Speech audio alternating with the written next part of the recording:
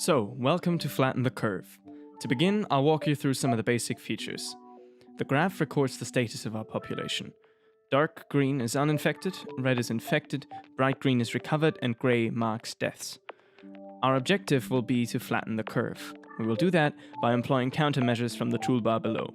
The blue markers denote the individual point cost, which is deducted from the bar above that fills over time and as infections rise. Now, let's take a look at the world. Here you can see a city map with different roads and buildings that the population interacts with. From an arts perspective, we've aimed to keep everything clean and simple to enhance readability and to keep a neutral tone to underline the simulation aspect of the game. We've designed the UI to be easy to use and mobile compatible. Let's take a look at a building. This yellow building is a recreational building where people come to have fun. The slots in the center are empty spaces for people to occupy. Should the building be full, people will try to queue up on the left here. People have different needs: work, rest, food, and fun, which they will try to satisfy by visiting the corresponding buildings. Another important aspect of understanding the population are age groups.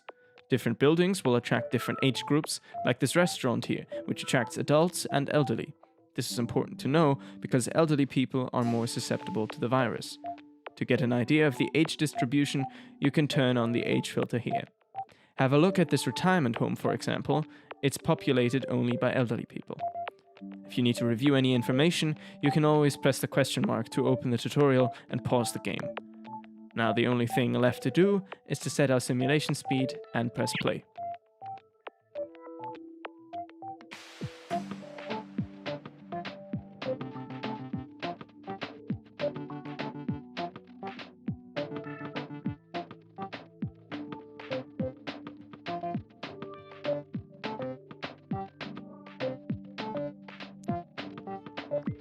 Ooh, 37 deaths, and look at that curve. Now let's have a look at how countermeasures can help to flatten it. So we just saw what happens if the player does not take any actions to influence the simulation. Now I will take over the control and we will see how I can improve the situation. I started off by looking down all the residential buildings to find the infected dots. Luckily, they were all in one building at the start, as you may notice by the red color of 2 dots. Cause the infected dots decided to stay in there for a while, I can tell you a little more about how we simulate an infection. Like in the real world, the virus needs to get through an incubation time before the infection becomes serious. Then the dot starts to cough, indicated by a red circle appearing now and then, which is the one and only way how the virus can get from one dot to another to reproduce itself.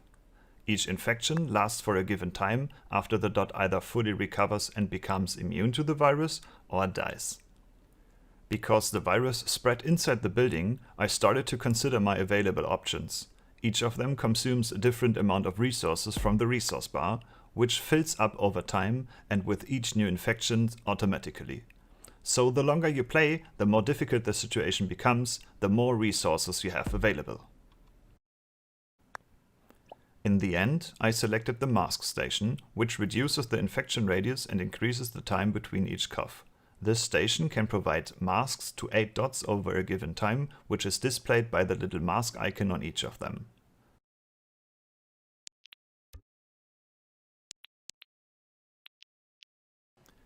In this situation, the infected dot entered a building, but his mask may wear off while he is inside. So I took advantage of the disinfection station that grants immunity towards an infection for each non-infected dot. This is indicated by a white circle surrounding the dots.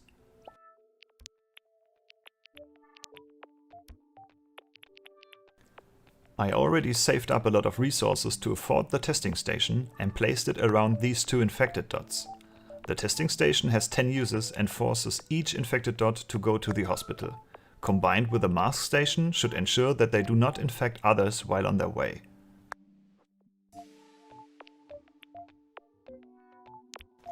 They stay inside the hospital until the infection runs off. Because there is no known treatment, the dots do not recover more quickly, but because of being in a hospital, reduces the mortality rate drastically, and because of the isolation, they do not spread the virus anymore.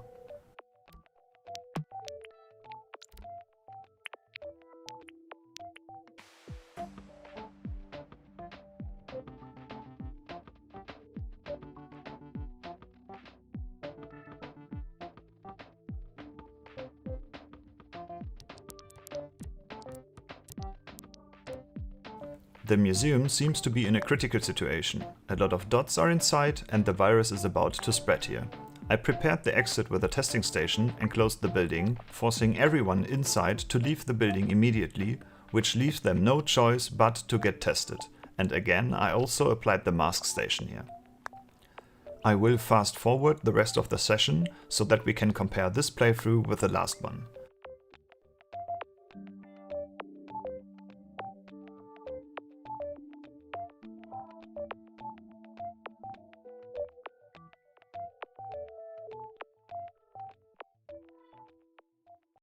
At the top, you can already see that all my measures flattened the curve a lot, but my mortality rate is still high. Maybe you are able to beat me. Now, that is it for us. Thank you for listening. Flatten the Curve is live now. Just follow this link to play. We'd love to hear your feedback. Stay safe out there.